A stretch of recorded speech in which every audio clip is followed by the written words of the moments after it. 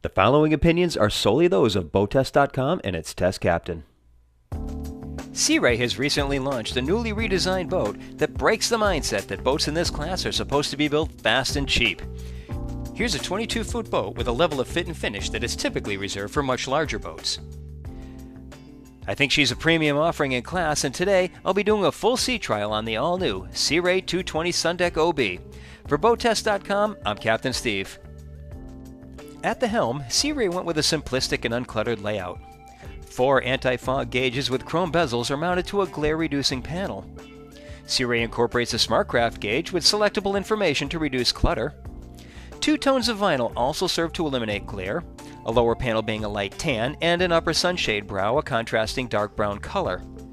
An optional compass is mounted off to the left side of the panel. Sea Ray went with custom embroidery at the panel as well. Beneath, 2 carbon fiber sub-panels are utilized to hold lighted rocker switches and a stereo remote. Off to the right is a storage cubby, and Sea Ray actually angled this down correctly to prevent the contents from dumping out upon hitting the throttle. And speaking of the throttle, Sea Ray went with a Merc Cruiser DTS or digital throttle and shift system that provides an instantaneous response. There's a separate push button for neutral-only mode and an additional one-touch start-stop button.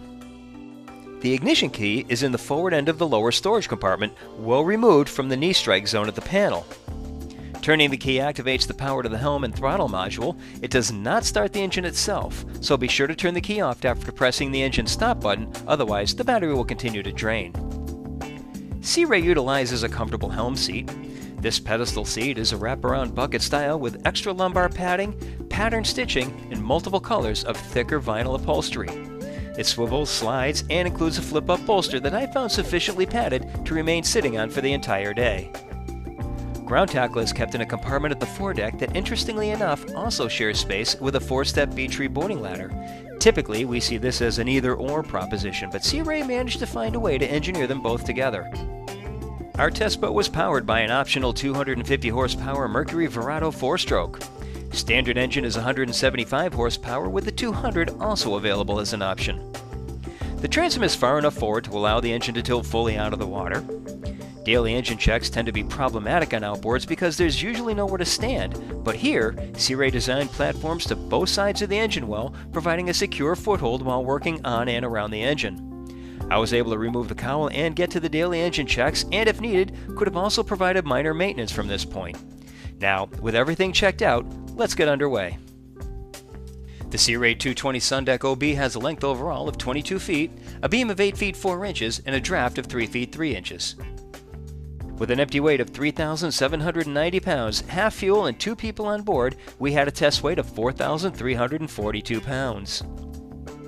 With the optional 250 horsepower Mercury Verado 4-stroke turning a 17-inch pitch inertia propeller, we reached the top speed at 6,400 RPM of 53.4 miles per hour. At that speed, fuel burn was 27.75 gallons per hour, giving us a range of 78 miles. Best cruise came in at 3,500 RPM and 23.9 miles per hour. That speed reduced the fuel burn to only 6.05 gallons per hour, giving the 220 Sundeck a range of 159 miles and an endurance of 6 hours and 42 minutes, while still maintaining a 10% reserve. We had a time to plane of 3.6 seconds, reached 20 miles per hour in 4.4 seconds, 30 miles per hour in 6.6 seconds, 40 in 10.7 seconds, and continued accelerating through 50 miles per hour in 12.8 seconds. The 220 Sundeck OB presents a 13-degree bow-high attitude upon acceleration and then settles into a 5-degree attitude for cruise. Once up to speed, bring the trim up to the 1/4 mark to get her into her optimum running attitude. In typical Sea Ray fashion, she seems to handle turns well with no tendency to fall off the turn or chine walk. If I got really aggressive, I could cause the propeller to ventilate, but certainly not during normal maneuvers, and it could be alleviated by lowering the trim again. She does tend to bleed off speed during turns, so don't hesitate to add power when entering the turns. The digital throttle keeps response times instantaneous. Now, one thing that's going to have a hard time coming through in this video is just how quiet this 220 Sundeck actually is.